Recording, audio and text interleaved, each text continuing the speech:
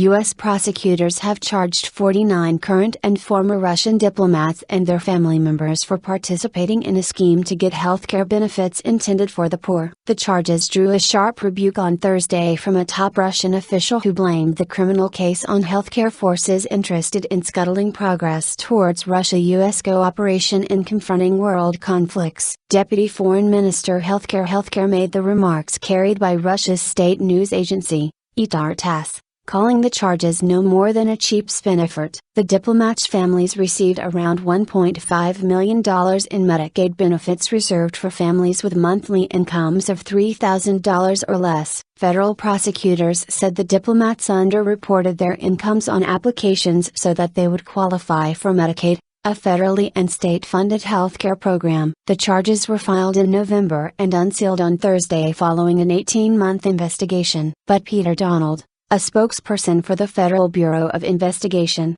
FBI, said no one was arrested. A person briefed on the matter said the accused all had diplomatic immunity and Russia would have to waive it in order for any arrests to be made, according to Reuters news agency. Another person familiar with the matter told Reuters that only a small number of the people charged were still living in the U.S. undiplomatic. Each of the 49 people were charged with one count of conspiracy to commit healthcare fraud and one count of conspiracy to steal government funds and make false statements relating to healthcare matters, according to the charges. The benefits in question covered costs related to pregnancies, births and infant care. 58 of 63 births attributed to Russian diplomats and their spouses in New York City between 2004 and 2013 were covered by Medicaid, according to FBI agent Jeremy Robertson. Hundreds of Russian diplomats and their families live in a compound in the Riverdale neighborhood in the Bronx. While living there, they spent tens of thousands of dollars on vacations,